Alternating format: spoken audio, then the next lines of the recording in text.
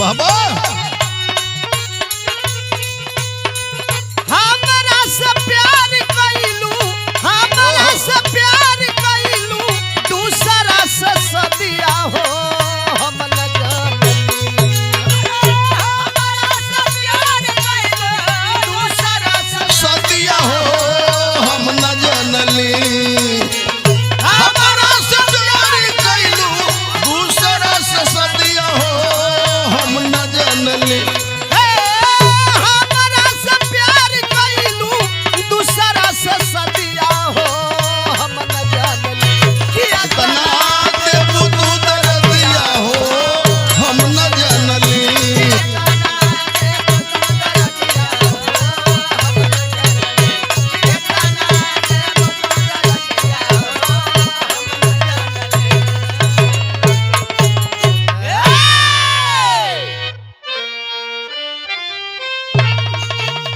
अब सवरिया रे गोइया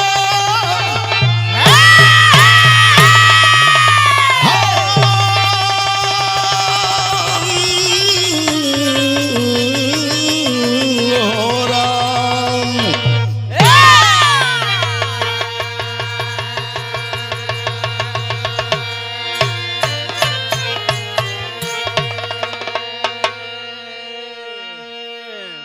हम गायक रामाशीष यादव मऊ आप लोगों के बीच में RV recording centre Bhimpura number 1 बागी बलिया से एक ऐसे चमत्कारी पंथी का दास्तान गाने जा रहा हूं जिससे आप लोग हमारे निजी चैनल के म्यूजिक से आप लोगों को सुनने को मिलेगा। दुनिया धर्म पे अड़ी है और कोई शक्ति जरूर है। 4 लाइन भूमिका में कवि ने लिखा है।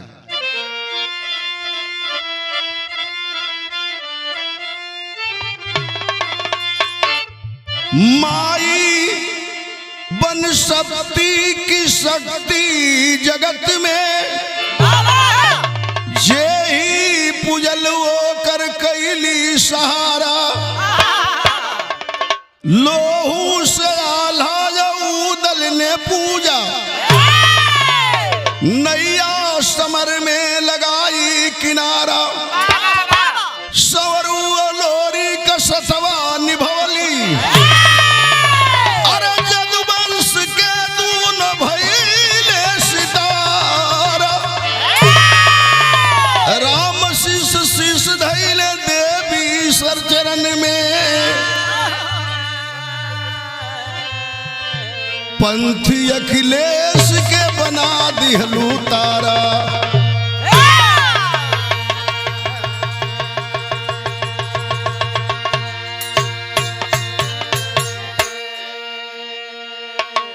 पूर्वांचल और बिहार जानता है अखिलेश यादव और बलाई पंथी के नाम से जो मशहूर हैं, जिनका एक बहुत छोटे से गांव में जन्म हुआ 8 मार्च 1994 दिन मंगलवार को। बिरहा में ठे कव्वाली बकौर रमेश बाबू।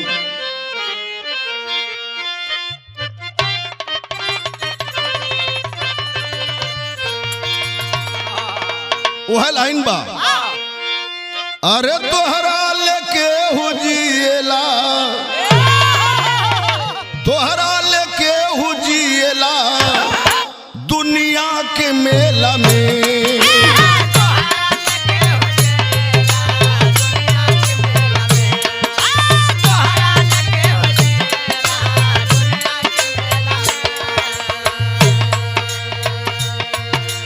तोहरा लेके हुजिएला दुनिया के मेला में।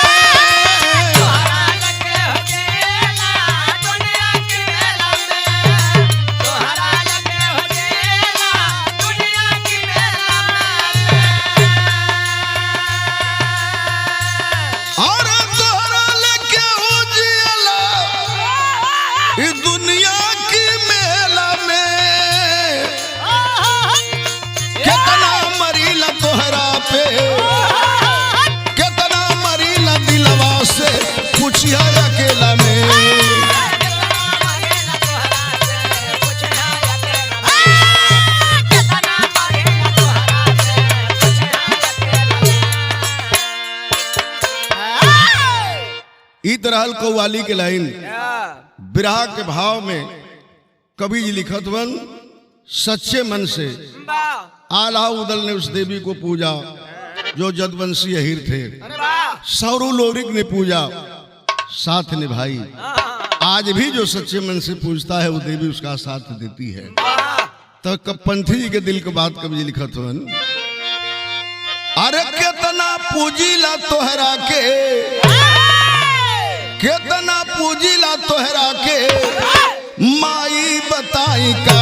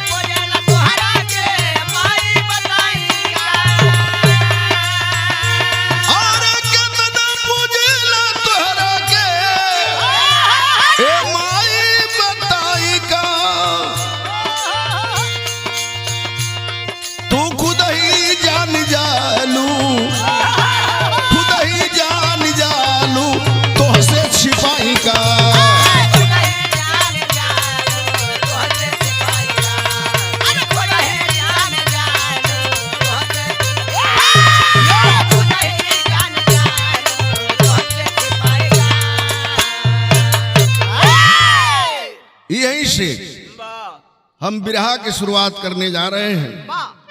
तमाम कलाकारों ने गाया है कई पंथी के बारे में, लेकिन इस चमत्कारी पंथी अखिलेश उर्फ बलाई के बारे में मैं बताने जा रहा हूं। कहां के रहने वाले हैं, परिचय पाएंगे कैसे।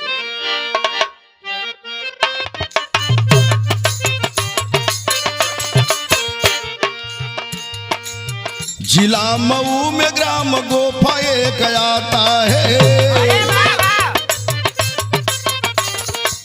तहसील घोसी के अंदर वो जाना जाता है। पिता जदुनंदन के एक लाल दुलारा भैले, माई बाबू के आंखों के वो तारा भैले। गेलैया दो बलाई के पर बाजार रहले, पूजे माई के खुलल जे दरवाजा रहले। सपना माई बलाई के देखावे लगली, अंगुली दान दऊ इनसे फरमावे लगली। ग्राम गोफा तहसील घोसी के अंदर है, जनपद मऊ में पड़ता है। वहीं के रहे वाला जदुनंदन यादव, बहुत गरीबी, चरम सीमा पर गरीबी। 3 पुत्रियां पैदा किए, और जब एक बेटा पैदा हुआ तो परिवार में आस लग गई कि यही जीवन का सहारा बनेगा। धीरे धीरे पढ़ने लिखने लगे, सयान हुए, इंटरमीडिएट, हाई स्कूल, बीए सब टॉप कर गया। और इतनी सुंदर पर्सनालिटी, मिलिट्री की तैयारी करने लगे। विश्वास हो गई, जवार के लोग कहे लगल कि भर्ती में कोई जदुनंदन के बेटवा के रोक नहीं पाई। भैया हो उनका परवाजा रहला गेलहई यादव, जवन देवी के पूजा कैले रहला, पूजमान रहला। तीसरा पुष्ट में आके एक दिन रात के बेरा में माई अखिलेश के सपना दिखावे लगली। सपना में का कहे लगली, बिरहा में गीत लगल।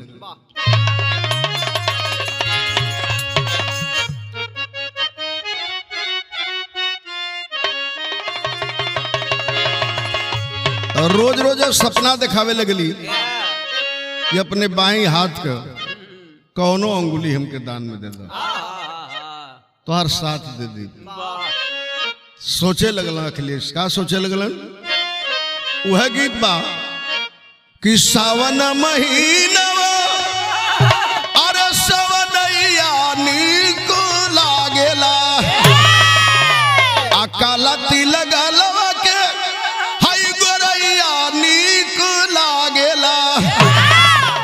रस रस झूलेली झूलनवा राधा हो काधा मान मोह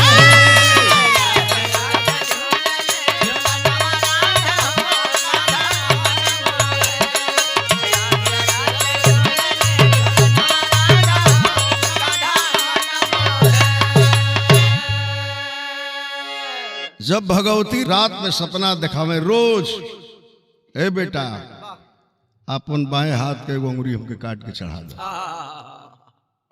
रात के बेला में उठल एक दिन का कहलन अखिलेश कि बाबू अखिलेश मन में गौरा जमावेले आ काटी के अंगुरिया आदि शक्ति के चढ़ावेले। रोवे लगली सुन के महतरिया बाबू हो डरिया लागेला हमार।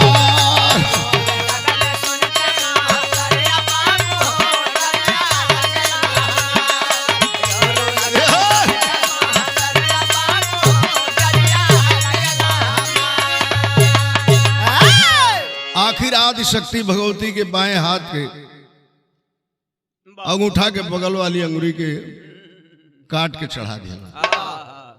सवेरे जब मतारी के पता चलल हो, सोचलस मतारी जौना बेटवा पे इतना आस रहल कि भर्ती हो जाई, जीवन का सहारा बनी, तो भक्ति करे लगल। माई रोवत है कह के का कि पूरा परिवार के तू अरे बड़ हो सितारा जनली की जिंदगी का होई बसहारा।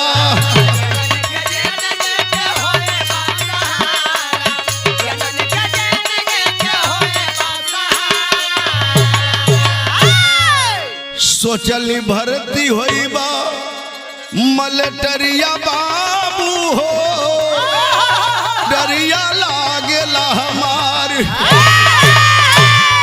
अरे का कह दिल बचवा, पूरे ग्राम सभा में हमन जैसन गरीब कोई नहीं बा, 3 बिटियन के बोझ बा, तू अपन अंगुली काट के माई के चढ़ा दिला। कहला कि माई का करी, रोज भगवती हमसे रात के सपना में कहत रही है कि तोहर बाबा हमके बड़ा पूजले हो, आ तीसरा पद में तोहसे पूजवाई। तो का करी, माई मजबूर हो गई। माई रात के बेला में गईली है काली माई के चौरा, और मतारी गरीबी में रोवत है काली माई के चौरा जाके। कैसे कहत है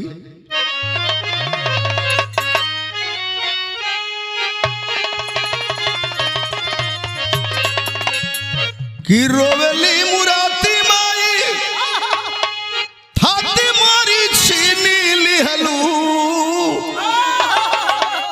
ऐसन बाजरावा अरे गिरवलू भवनिया।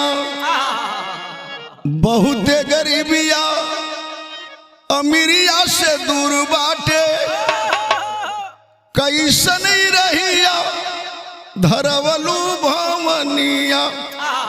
रोवत है ये माई, कौन रास्ता पहरे बेटवा के लेके चल गईलू हो मतारी, कैसे हमन के गरीबी में नैया पार लगी।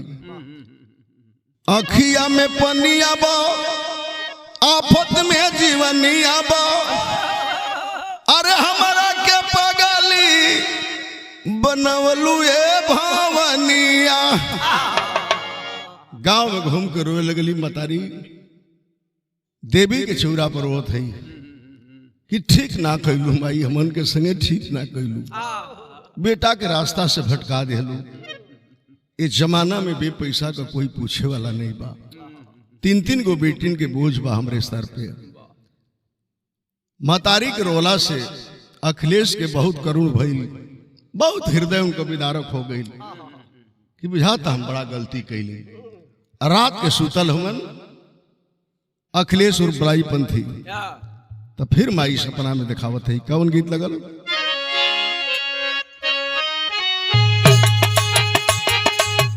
ये बात है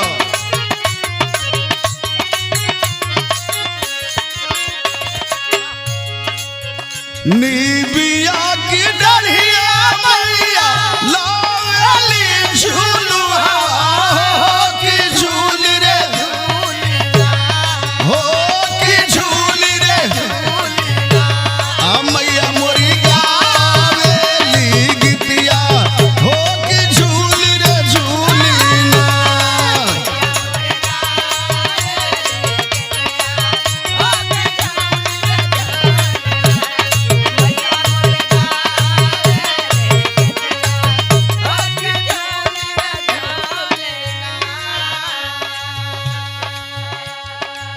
आदि शक्ति भगवती सपना दिखावत है।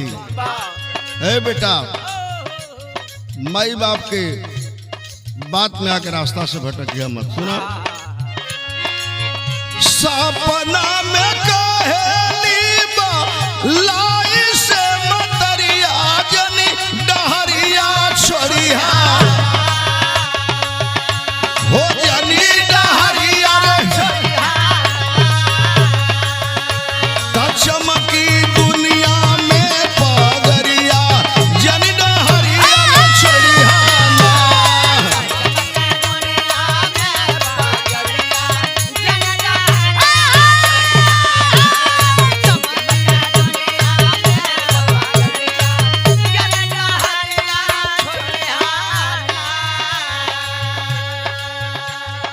कहली मतारी तू शुरू कर, तोरे साथे बाबा काशीदास रही हम रहब, भगवान कन्हैया का आशीर्वाद रही। पूजा चढ़ावल शुरू कर। तू का कहली कि वरदान देते तो के झूठी जमाना तोहरी मंडप की मेड़रिया जनी डहरिया छोड़िया हो जनी डहरिया चरीना आगी में सारिया जनी डहरिया छोड़िया।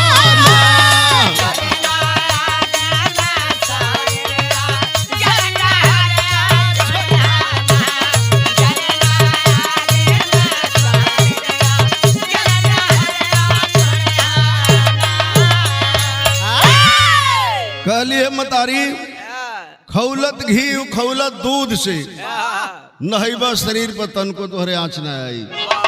जेके चाहबा ओके मंडप में नहवा देब, तोरे साथे हम रहब जमाना देखी। बलाई कहला कि माई अब विपत का जाल छोड़, भगवती हमारे साथ छोड़िए ना, हमके पूजा चढ़ावे दे।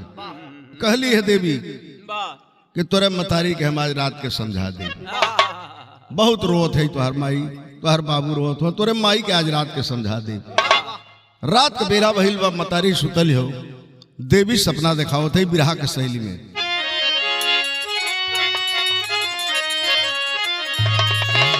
कहली भवानी की है पगली रो मत सुन, हाँ सहारा तो हर बेटा ही बनी, करी सम्मान सभे जनता हो चाहे नेता।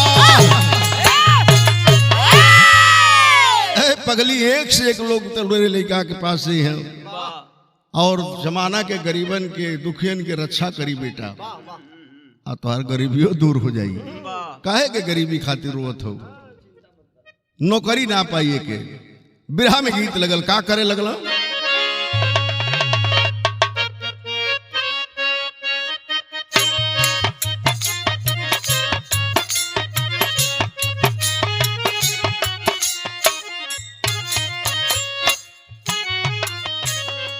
झलक दिखा के माई चल गई। कहला बलाई पंथी पूजा चढ़ावे शुरू करी न, कहलस की जा तहिया पूजा चढ़ावे गए रात के बेला में। फिर बलाई पंथी के मतारी के भवानी समझावत है, वह गीत बा। कहली कि ये बंदर कूद जा जमुनावा में, कूद जा मनला न कहना।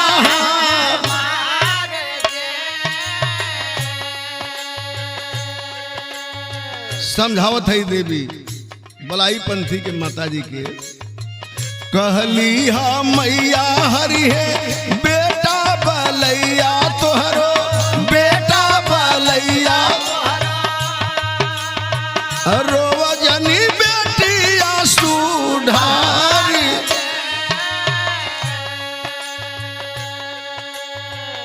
कहली अरे पगली यही खातिर रोवत है ना कि गांव के लोग हंसत हो कि बेटा पंथी हो गई, पुजारी हो गई, गरीबी तो हर गरीबी रह गई। तो सुना,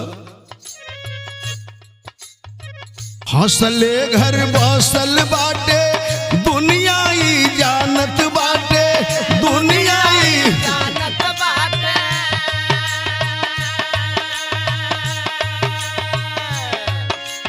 देव गरीबियों से उबार। ऐ पगली सुन तो हर बेटवा का हुई है,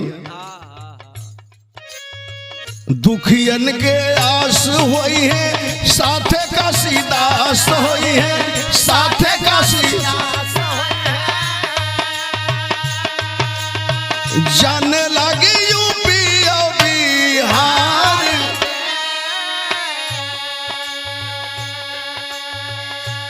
नौकरी का के बेटा उतना नाम ना को पाई, उतना सम्मान ना पाई, जब हम साथ देले हैं सम्मान दियावे जाते हैं। खैर अभी पूजा चढ़ावे शुरू कैलन, जब पूजा चढ़ावे शुरू कैलन तो का भइल, बिरहा में एक ठे गीत लगत है। आवा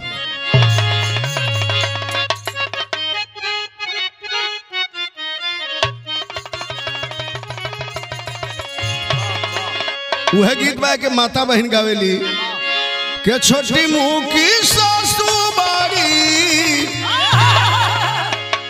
छोटी मुंह की सासू बाड़ी लमहर दामाद हो, तनिए का निहुरय बाबू, तनिए का निहुरय बाबू परिछब लीलार हो।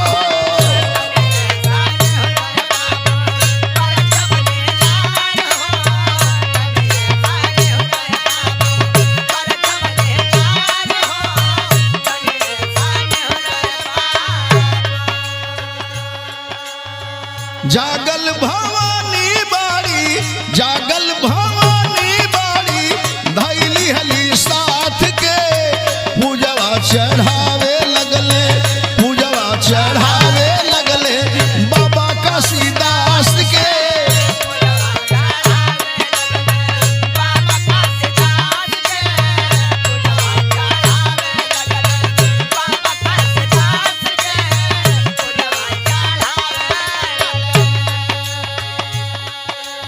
पूजा चढ़ावे लगल,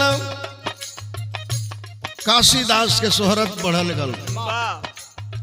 देखले तमाम पंथी पूजा चढ़ावे लगल, उतना ऊंचे पंडाल बनेला। और अखिलेश और बलाई पंथी जब घड़ीला फेंकते हैं तो मंडप के ऊपर ऊपर जाता है, दूसरा किसी के बस की बात नहीं है। अगली लाइन हो, मंडप में माई हरदम, मंडप में माई हरदम रह लगली साथ है, जनता जयकारा करे, जनता जयकारा करे, जय काशीदास है।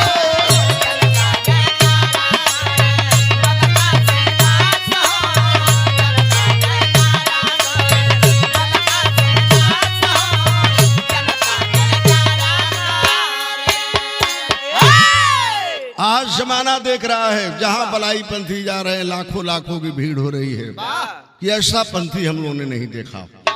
और ये आदि शक्ति का कमाल है, माई साथ दिहली। आज जमाना में बहुत शोहरत बा। आल्हा के लाइन में कवि लिखत हो,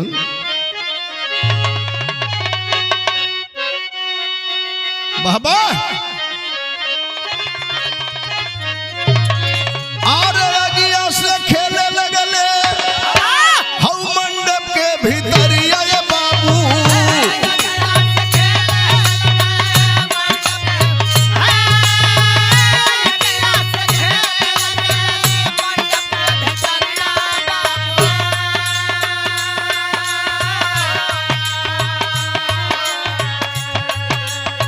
घीव खौल दूधावा से करे स्नान,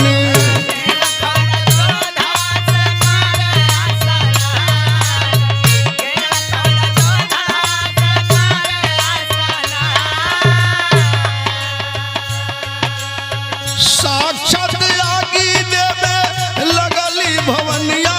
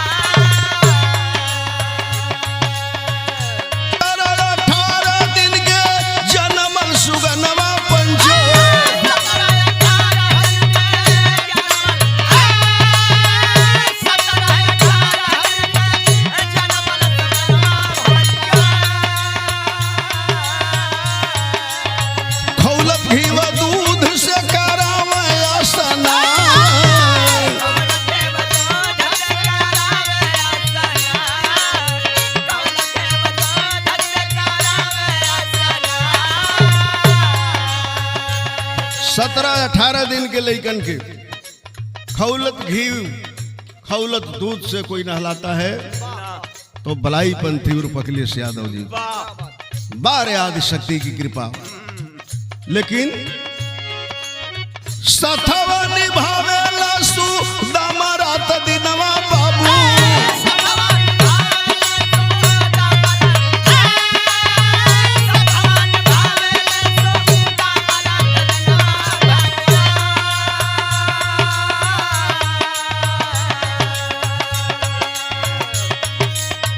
भैया जितेंद्र रामू करे सम्मान,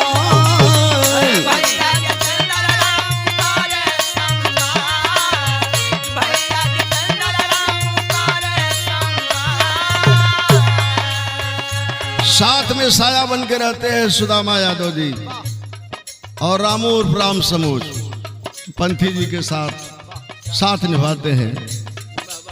क्या करते हैं पंथी जी? जौन मंडप के ऊपर कृष्ण भगवान के झंडा लगेला वो करी ऊपर से घड़ीला फेंकेलन। कहत हो कभी मंडप के ऊपर बारी करेला घड़ीलवा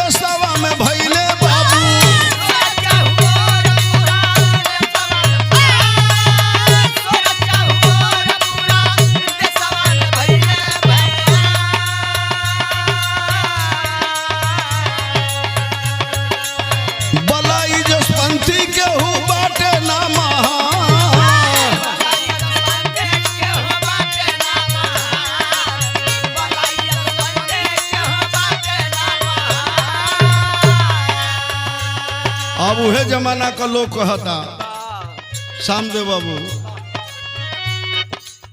धनी धनी बाटे जादू नंदन के ललनवा बाबू,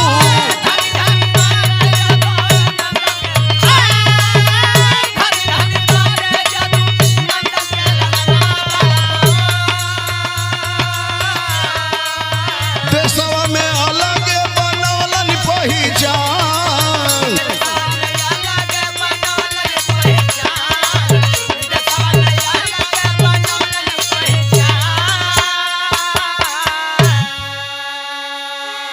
आज उत्तर प्रदेश बिहार के अंदर जहां भी बलाई पंथी उर्फ अखिलेश जा रहे हैं, जिस तरह से पूजा चढ़ा रहे हैं और माँ की कृपा उन पर है, जमाने के लोग देख करके दंग हैं। तो बहुत प्रशंसक उनके हैं अमरजीत यादव जी, जिला पंचायत पूर्व सदस्य सतावा वाले अमरजीत भैया के तरफ से पंथी जी के नाम पर ही बहुत पुरस्कार आयल बा। बहुत बहुत प्रणाम बा। आखिरी लाइन है कैसे,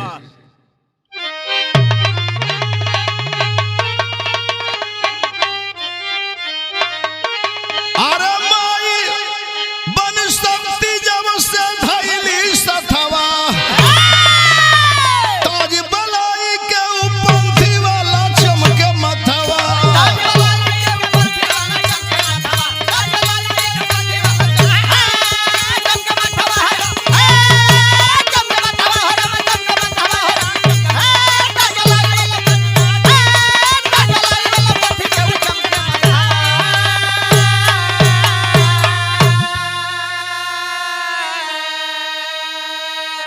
आज भी पंथी जी के दरवाजे पर नीम का पेड़ है जहाँ बच्चे पर से स्नान करते हैं। चाहे सावन हो, भादो हो, कोई महीना हो, जाड़ा हो, गर्मी हो, बरसात हो, आज वह मतारी अब वही गांव के दुखिया लोगन का मदद कर दे तड़ी।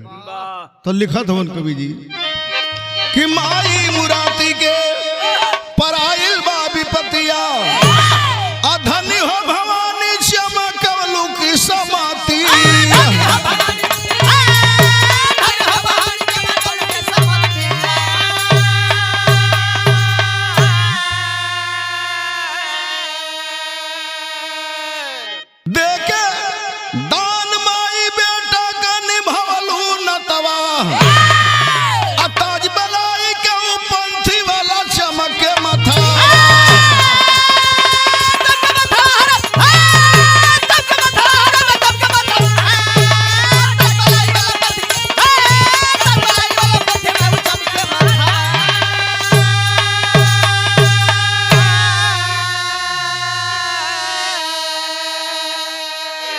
पंथी जी का अगर जिसको भी पूजा करवाना हो तो उनका मोबाइल नंबर है 8808014279।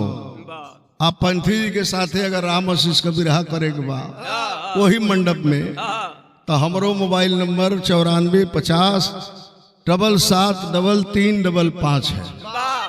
अब आखिरी लाइन है कि जय जखाड़ स्वामी गुरु जद्दू की लहराती फुलवारी त्रिशी स्नेही श्री नारायण संगमित